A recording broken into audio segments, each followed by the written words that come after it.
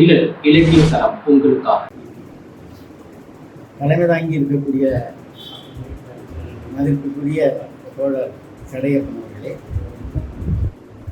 எழுத்தாளர் கண்ணகுமார சூரியன் அவர்களே, முன்னிலை வைத்து இருக்கக்கூடிய நண்பர்களே, அதே மாதிரி நம்முடைய பல்வேறு இலக்கிய அமைப்புகளிலிருந்து இங்கு வருகை தந்திருக்கக்கூடிய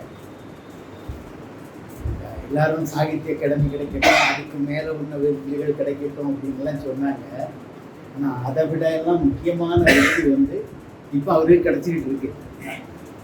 ஏன்னா நெல்லையில் இருக்கக்கூடிய முக்கியமான இலக்கிய அமைப்புகள் எல்லாரும் உளமாற வந்திருந்து இந்த எழுத்தாளரை வாழ்த்திட்டு இருக்காங்கன்னா அதுதான் விருது.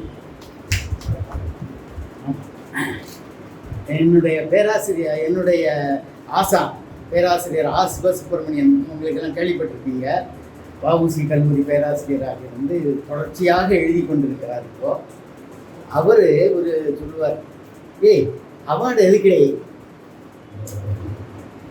இந்த புத்தகத்தை படிச்சுட்டு ஒருத்தன் ஃபோன் பண்ணுவான் பாரு, அதுதான் அவார்டு இன்னைக்கு அதுதான் நடந்திருக்கு. இந்த வாய்ப்பை தம்பி சக்தி வேலாயுதம் அவருக்கு மூளையில் உதிச்சு அதை நடைமுறைப்படுத்திட்டார் பாருங்க. அதுதான் இப்போ நீங்கள்லாம் எழுத்தாளர்கள், பெரும்பாலானவர் எழுத்தாளர்கள் தான் பேசுனீங்க, அல்லது ஒரு நல்ல ஐயா மாதிரி நல்ல வாசகர்கள் பேசினாங்க, பேராசிரியர் பேசினாங்க. பேராசிரியர் மேலே எனக்கு ரொம்ப மரியாதை உண்டு. வயதில் முதிர்ந்தவர், உளமாற பாராட்டுவார் அவர். இந்த நான் ஒரு ஆய்வு மாணவன். நான் மாணவன்னு சொல்கிறது தயவு செய்து அவையடக்கத்தில் சொல்கிறேன்னு நினைக்காதீங்க. ஆய்வாளர் மாணவனாக தான் இருக்க முடியும். என்னென்றால் புதிய புதிய செய்திகளை சேகரித்து எழுதுவது. அப்போ உங்களை மாதிரி எனக்கு பேச்சு வராது. இல்லையா, பேச்சு வராது. ஏன்னா நீங்கள் படைப்பாளிகளும் கூட இல்லை, அதுதான் முக்கியமானது. நீங்கள் கவிதை எழுதுறீங்க, கதை எழுதுறீங்க. இந்த வாய்ப்பு எனக்கு இல்லை. நான் என்ன செய்வேன்னா அந்த கதைக்குள்ளே நோண்டுவேன். அதுதான் சிக்கல். ஆமாம், அந்த சிக்கல் வரும். பேரியாயனம் நாவல் அவர் எழுதினார் இல்லையா, அந்த நாவலுக்கு முன்னுரையே எழுதுறதுக்கு தப்பாக ஒரு ஆள்கிட்ட கொண்டு தந்துட்டாங்க. அவருடைய கையெழுத்துப்படி அதை ஒளிநகல் எடுத்து பயன் பண்ணி பெருசாக கொண்டு தந்துட்டாங்க.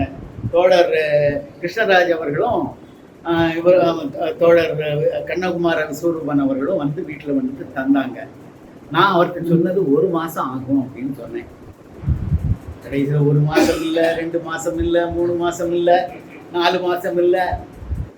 ஏன்னா அந்த அந்த நோண்டுற வேலை அதிகமாகி போச்சு. கடைசியில் எழுத ஆரம்பித்து 35-36 பக்கத்துக்கு போயிடுச்சு. அவர்கிட்ட சொன்னேன், ஐயா இவ்வளோ பக்கம் போயிட்டு அதை வெட்டி குறைக்கிறது, அது எனக்கு எழுதுகிற வழக்கம் நேரடியாக தட்டச்சு செய்வது, அது அப்படியே காணாமல் போயிடுச்சு. இந்த புக்கெல்லாம் நடக்கும். அப்போ இன்னைக்கு நான் அவருடைய கதைகளை இதுக்கு முன்னாடியே இந்த நூல் வெளியீட்டு விழா அன்னைக்கு முன்னாடியே இந்த கதையை படிச்சிட்டேன், இந்த கதைகளை படிச்சிட்டேன். அந்த தேரிக்காட்டு அந்த மண்ணோடு சேர்ந்த கதை தேரியாயம். அந்த மண்ணில் வாழக்கூடிய மக்கள் அதை பார்த்துருக்கிறார். நான் அந்த வெளியீட்டு விழாவில் பேசும்போது 5 நிமிஷம் கூட நான் பேசலை, ஏன்னா நேரம் ஆயிடுச்சு. அவர் தான் அவர் நேரம் ஆயிடுச்சுங்கிறதுல ரொம்ப குறியாக இருக்கார். ஆமாம், அதனால் நான் வேகமாக பயந்து போய் பிடிச்சிட்டேன். வந்த உடனே நம்முடைய பேராசிரியர் கேட்டாங்க, ஏன் நீங்கள் சீக்கிரம் முடிச்சிட்டீங்க அப்படின்னு சொல்லி கேட்டாங்க. எனக்கு என்ன அப்படின்னா, இப்போ கதை எங்க பார்த்தாலும் கதையா கிடக்கு பாருங்க. ஆனா எழுத்தாளர்களுக்கு கதை கண்ணுல படுது. இங்க யாரோ ஒருத்தருக்கு சொன்னாங்க, அவஸ்தை அப்படிங்கிற வார்த்தையை பயன்படுத்தாங்க. ஒரு எழுத்தாளருக்கு இந்த கதையை எழுதி முடிக்கிறது வரைக்கும் ஒரு அவஸ்தை. இந்த கதை இப்ப நாம எல்லாரும் சந்திக்கிறது தான் எழுத்தாளர்களும் சந்திக்காங்க. சந்திக்கிறது தான் சக்தி வேலாயுதம் பார்க்குறாரு, தம்பி தர்மக்கனி பார்க்குறாரு. இது எல்லாரும் ஆனால் அவங்களுக்கு அதை புனைய முடியுது. அவன் புனைகிறதுக்கு என்று ஒரு ஆற்றல். நம்ம மண் சாதாரண மண் இல்லை, எங்க பார்த்தாலும் கதை கதை கதை கதை. நாம வரலாற்றையும் கதைன்றோம். ஆமா, ஒரு ஒரு ஒரு சம்பவம் நடக்குது, அந்த சம்பவத்தை பார்த்துட்டு வந்திருக்கீங்க. நான் கேட்கிறேன் அது என்ன சம்பவம்னு, அவ்வளோத்தையும் சொல்லி முடிச்சுட்டு இதுதான் என் கதைம்பா.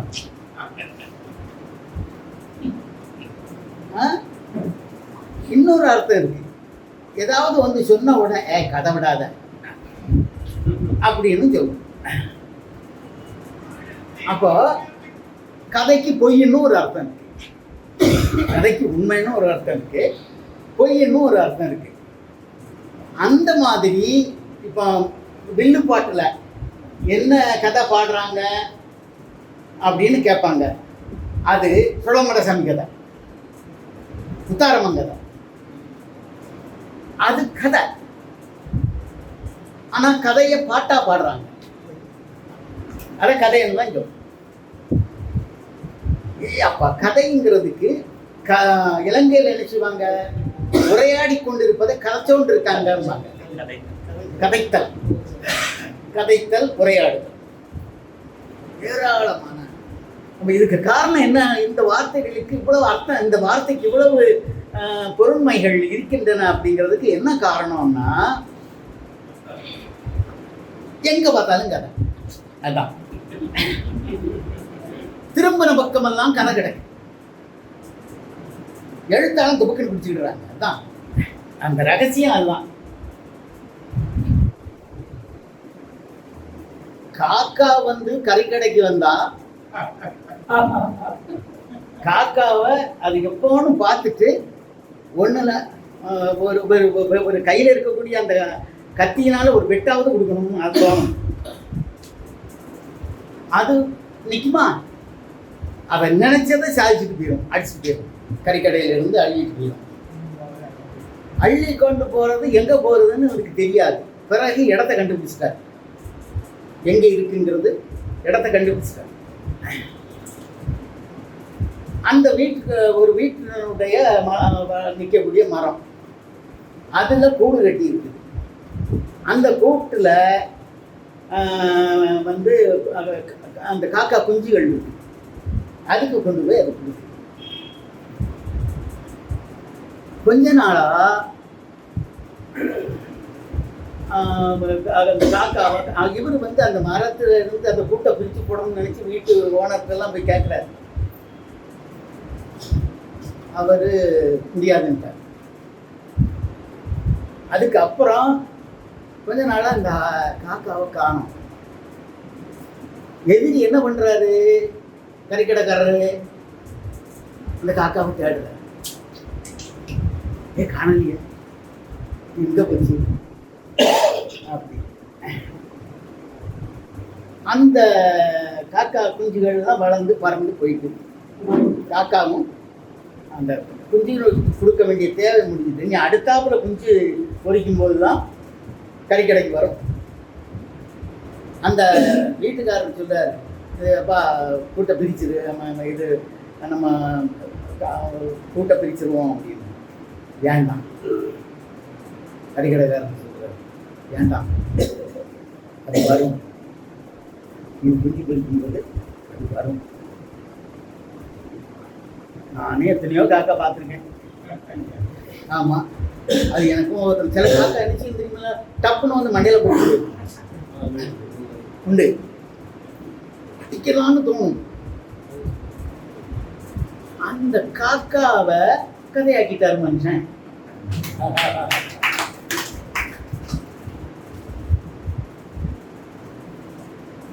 இதனாலதான் நான் சொன்னேன், எங்க பார்த்தாலும் கதை கிடக்குன்னு.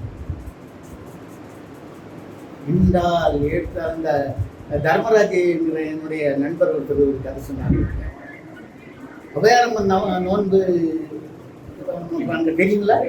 யாராவது ஆம்பளை பார்த்துருக்கீங்களா?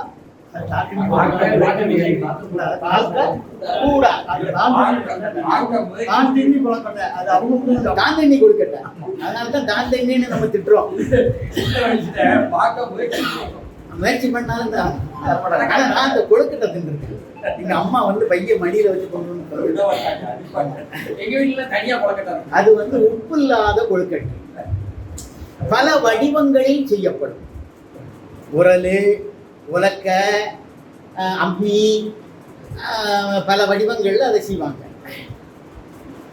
அதை செய்யும் போதே என்ன செய்வாங்கன்னா கதை சொல்லிக்கிட்டே செய்வாங்க. அதை எல்லாத்தையும் தூக்கி பானைக்குள்ள போட்டுருவாங்க. எல்லா கதையும் அமையும். அதுக்கப்புறம் அதை வந்து அவங்களே நேரம் விடியதுக்கு முன்னாடியே தின்னுருவாங்க. முத்துப்பட்டங்கரையில் வரும், அதை வந்து தின்னுருவாங்க. நேரம் விடியதுக்கு முன்னாடி தின்னு முடிச்சிடணும். அதுக்கப்புறம் அவங்க வீட்டுக்கு போயிடுவாங்க. ஏதாவது ஒரு வீட்டில் தான் இது நடக்கும். அவைன்னு நம்ம கதையை அவிக்கிறது டெக்னிக்கு நமக்கு தெரியும். பாருங்க, அப்போ இவருக்கு கண்ணுல அது அது அது படுது. எக்கச்சக்கமான விஷயங்கள் படிக்குது. இது இந்த கதையை, ஒரு கதையை பேராசிரியர் சொல்லிட்டார். ஒரு கதையை பெரியவர் சொன்னாங்க. இது இன்னொரு கதையை படிக்காமலேயே, அவர் படிக்கல, ஆனா அதனுடைய உள்கிடக்கையே சொல்லிட்டார். நம்முடைய ஆமா சொல்லிட்டாங்க. அப்பாவின் இரண்டாவது மரணம். இந்த கதையை எல்லாரும் கதைக்கு வந்து மங்களகரமா பேர் வைப்பாங்க. இவர் என்ன பண்ணிட்டாரு, சாவு. அந்த சாவுலையும் ஆமா, யாருடைய சாவு? அப்பாவுக்கு சாவு. அப்பாவுக்கு சாவு எப்படி? முதல் சாவு இல்ல, ரெண்டாவது. கேட்டேன். அப்ப அவர் சொன்னாரு, நிறைய என்னுடைய நண்பர்கள் கேட்டாங்க, இந்த தலைப்பை இப்படி வைக்கிறீங்களே அந்த புத்தகத்துக்கு அப்படின்னு சொல்லி. அது கதையை பேசுகிறது. 3 கதை. அப்பா, இரண்டாவது, அடுத்தது மரணம். 3 கதை பேசுகிறது. எப்பவுமே கதை என்கின்ற அந்த பனுவல் இருக்கு பாருங்க, எழுதப்பட்ட பனுவல், அந்த டெக்ஸ்ட், அது என்ன செய்யும் அப்படின்னு சொன்னா, நான் வாசிக்கும் போது எனக்கு ஒரு பொறுமையை தரும். இன்னொருவர் வாசிக்கின்ற போது அவருக்கு இன்னொரு பொறுமையை தரும். எழுத்தாளர் அவரு எழுதுனது வேற, எழுத்தாளருக்கு தந்த பொறுமை வேறு. இப்படி கதை வந்து என்ன செய்யுதுன்னா, ஒவ்வொருத்தருக்குள்ளும் ஒரு புதிய கதையை உருவாக்கிட்டே இருக்கு. ஒரு வயதானவருடைய அந்த அந்த துன்பத்தை சொன்னாங்க பாருங்க, பேராசிரியர் சொன்னாங்க. அவர் கண்கலங்க வைக்கிறது. கதைக்கு அவ்வளோ ஆற்றல் இருக்கா? இருக்கு. நம்ம டிவி பார்க்கும்போது வந்து நான் சும்மா வீட்டில் திட்டுவேன். 50,000 ரூபா கொடுத்து டிவியை வாங்கி வச்சு 5 நேரத்தில் உட்காந்து அழுதுகிட்டு இருக்கு. அழ வச்சிரும் சில சம்பவங்கள் அழ வைக்கும். அது மாதிரி அது வந்து என்ன செய்யுதுன்னா, நமக்குள்ள அதுக்கு காரணம் என்ன? நம்முடைய வாழ்வியல் அனுபவத்தோடு சேர்ந்து அதை வாசிக்கிறோம். நம்முடைய வாழ்வியல் தன்மையோடு அதை வாசிக்கின்ற போது நமக்கான அனுபவம் இருக்குல்ல, அந்த அனுபவத்தை அது என்ன செய்யுது அப்படின்னா அந்த கதையில் நாம வந்து படிய வந்து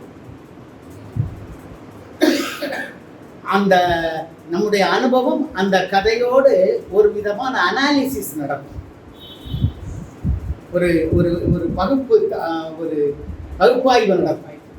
பகுப்பாய்வு செய்கின்ற போதுதான் நமக்கு புதிய புதிய பொருண்மைகள் உருவாகும். இப்போ நான் இந்த நாள் அவர்கிட்ட இந்த நாளில் ஒரு 4 நாளைக்கு முன்னாடி அவர்கிட்ட இந்த நாள் தான் நான் தொலைபேசியில் பேசினேன். அவர் கதை எழுதியிருக்காரு.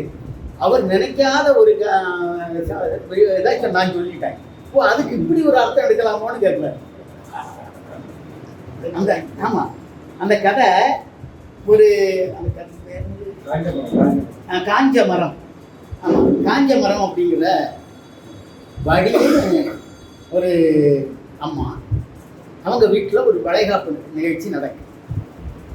அவங்களுடைய ரொம்ப நெருங்கிய தோழி பூமணிங்கிற ஒரு நெருங்கிய தோழி, அவங்க வீட்லேயே எல்லாரையும் கூப்பிட்டது மாதிரியே வந்து அவங்க கொஞ்சம் வசதியானவங்க. இந்த வடிவ என்பவங்க கொஞ்சம் வசதியானவங்க, கடை எல்லாம் வச்சுருக்காங்க, வியாபாரம்லாம் நடக்குது, இல்லை கொஞ்சம் ஓரளவுக்கு செழிப்பாக இருக்கிறாங்க. அதனால் இந்த வளைகாப்பு நிகழ்ச்சியையும் மிக விமர்சையாக கொண்டாடுது. இந்த பூமணிக்கு குழந்தை,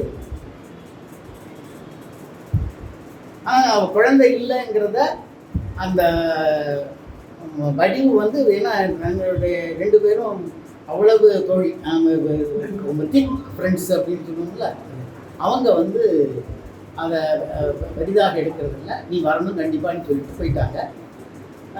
இவளுக்கு மனசுக்குள்ள ஒரு போராட்டம், பூமணி போகவா வேண்டாம்,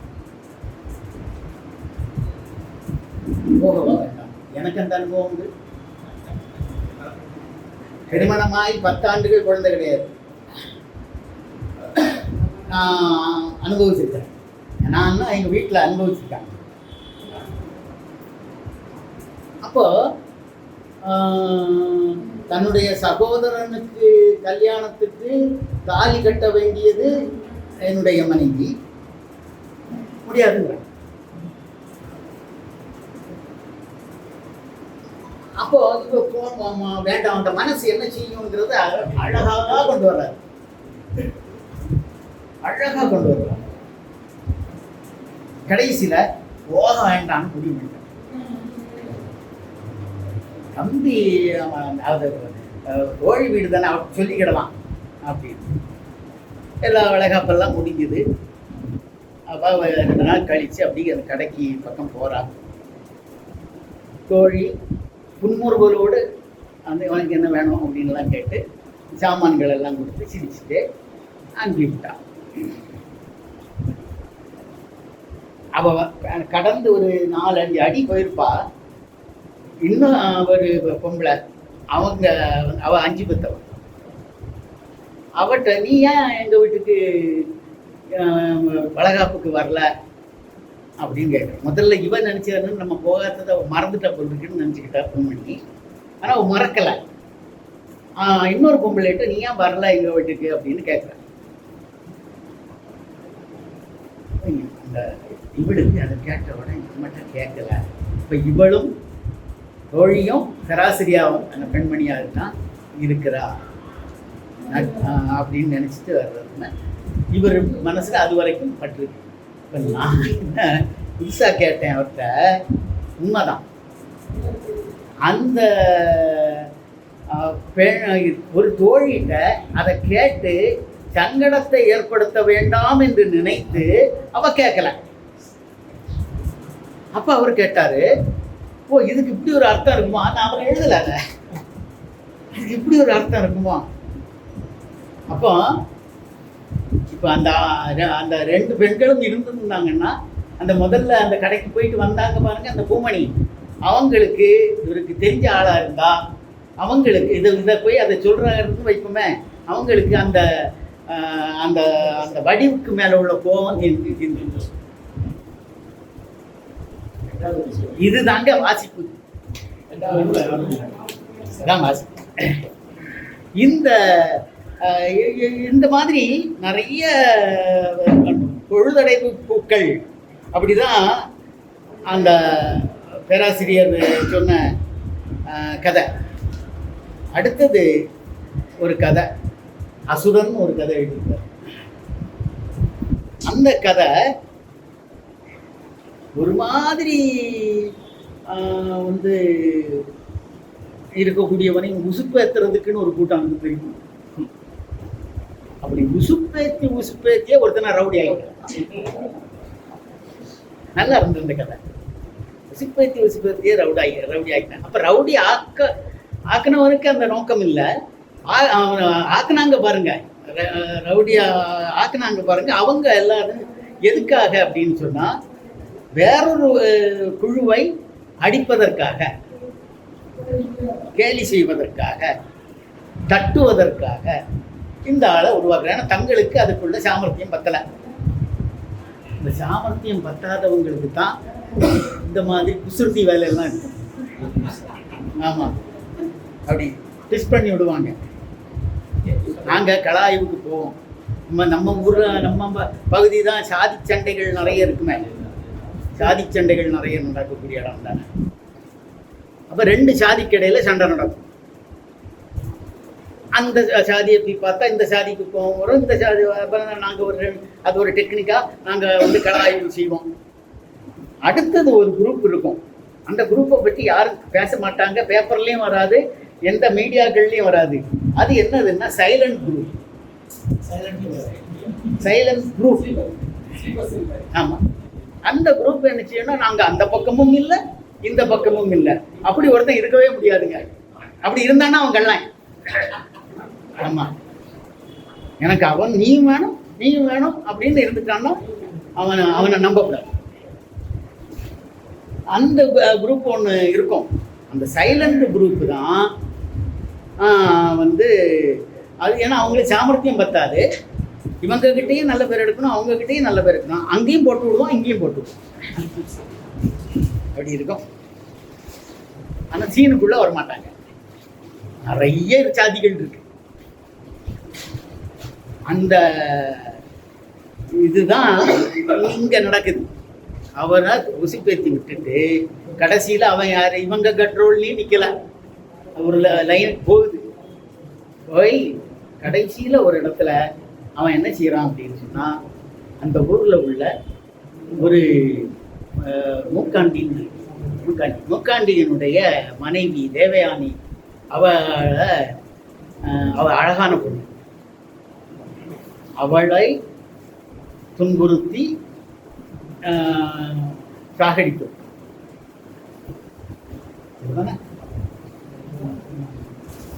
இவன் மூக்காண்டி அது வரைக்கும் பேசாம அப்பாவியா இருந்தவன், அவன் திடீர்னு அசுரனை காணோம். எங்கன்னு பார்த்தா எல்லாரும் யார் இதை செய்திருப்பா அப்படின்னு தேடும்போது அசுரன் பைய அதாவது அசுரனை கொன்னவன் மூக்காண்டி தான் அப்படிங்கிற அதை ஒரு கலாபூர்வமாக சொல்லியிருப்பார். ஒரு இடையிலிருந்து மறைந்து வந்தது இந்த மாதிரி. சரி, அடுத்தது இன்னொரு முக்கியமான ஒரு கதை, இந்த ஊர் விளக்கம் அப்படின்னு சொல்லக்கூடிய ஒரு கதை. எதுக்கெல்லாம் தான் ஊர் விளக்கம்னு எல்லாம் கிடையாது, தராதரமே கிடையாது. சாதி எந்த இடத்துல திக்கா இருக்கோ அந்த இடத்துல இந்த ஊர் விளக்கம் இருக்கும்.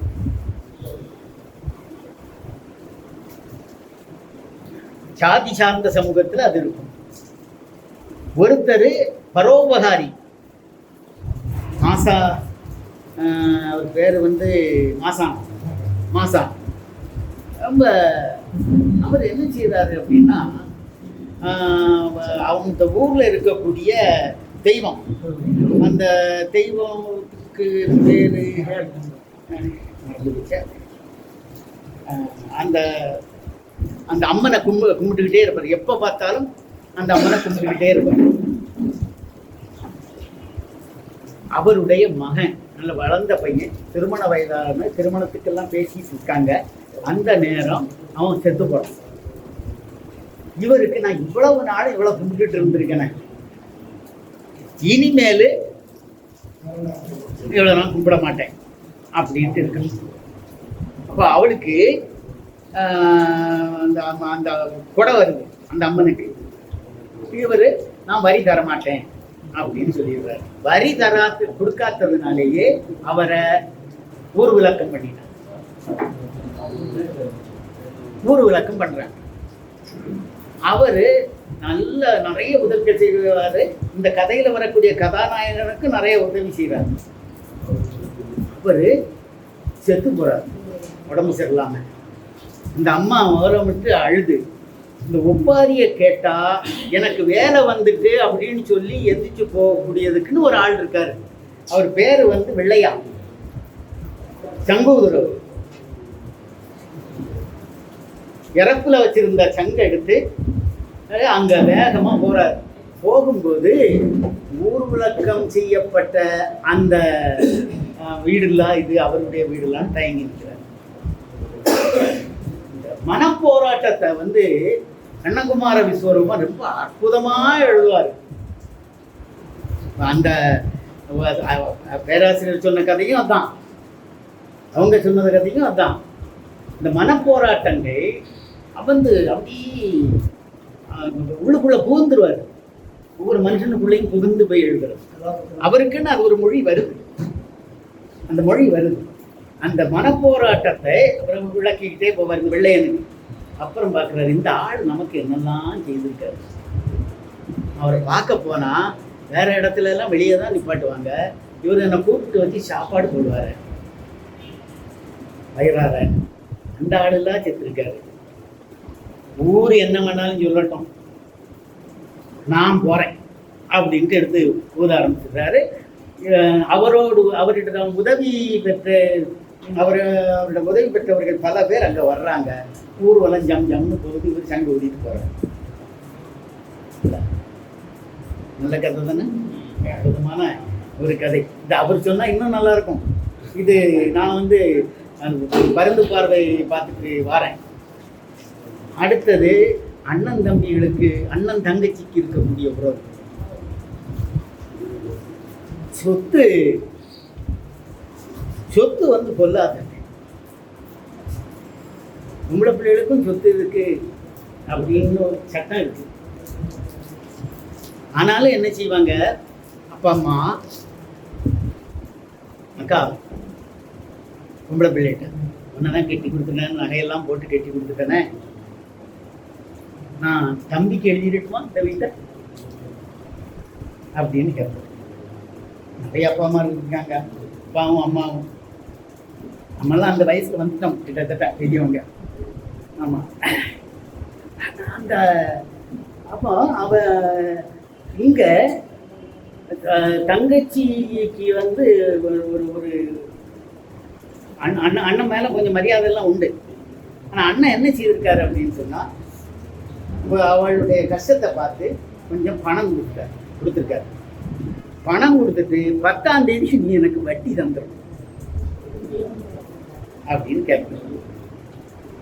அவ 10ஆம் தேதி ஆன உடனே அண்ணனை சாபம் போடுவான். அது வரைக்கும் அண்ணன் மேல இல்லை, அவ்வளோ பாசமா இருந்தவா. 10ஆம் தேதி வந்த உடனே பணம் கேட்க வர்றான்ட்டு சாபம் விட்டுவான்.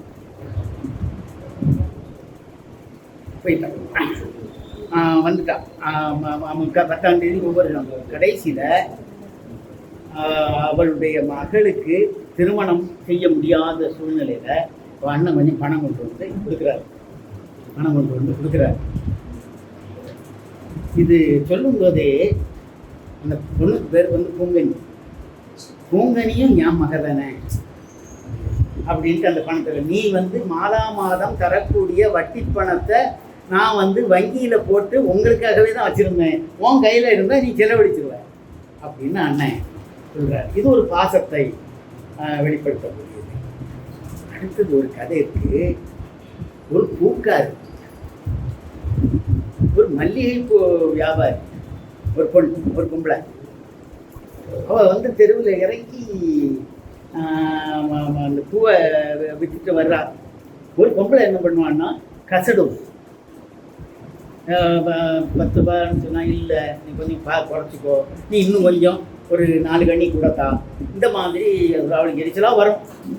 வேறு எல்லா வீட்லேயும் வாங்கிடுவாங்க பூ. ஏன்னா இந்த ஒரு பொம்பளை பர்டிகுலர் பொம்பளை ஆனால் நீளமாக அவளுக்கு மல்லிகைப்பூ அந்த சரம் திக்கான சரம் வேணும், பல நிறைய வச்சுக்கிட்டு இருக்கணும். ஒரு நாள் அந்த பெண்ணனுடைய அந்த அந்த பணம் பேரம் பேசக்கூடிய அந்த பெண்ணுடைய கணவன் இறந்துட்டான். இந்த பூக்காரி வரவே இல்லை. ஒரு 10-15 நாள் 40 நாள் வரவே இல்லை.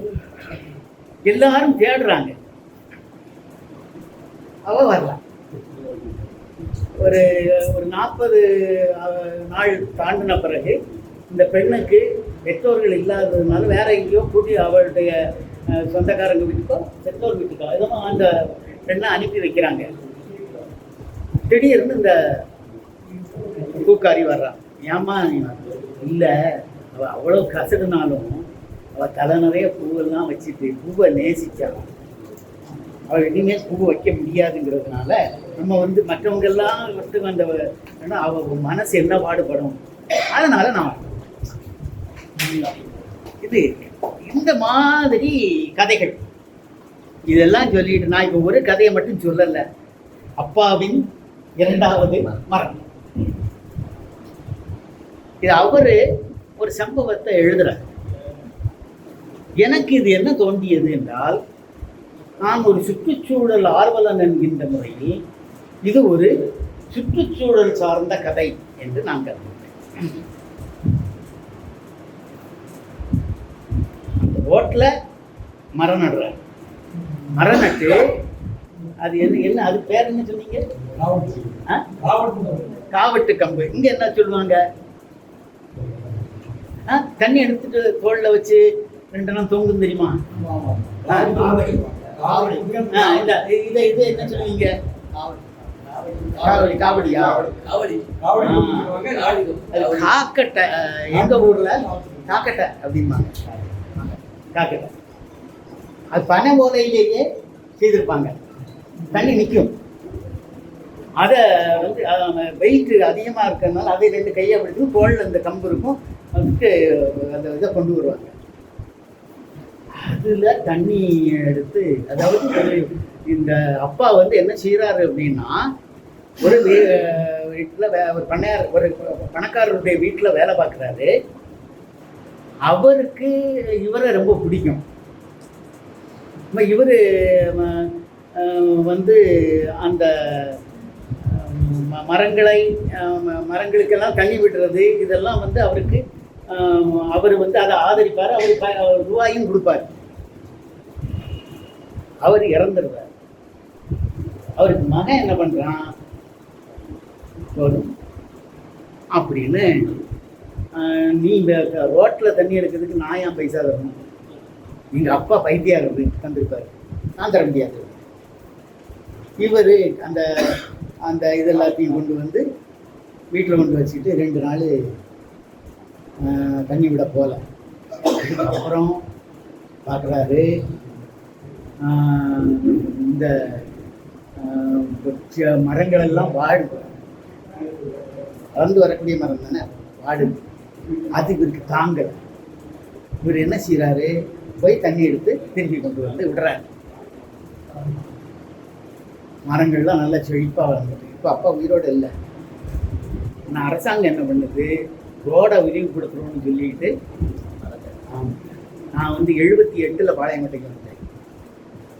78-80 பாளையங்கோட்டையிலேருந்து ஜங்ஷனுக்கு வரும்போது 2 பக்கமும் மரம்.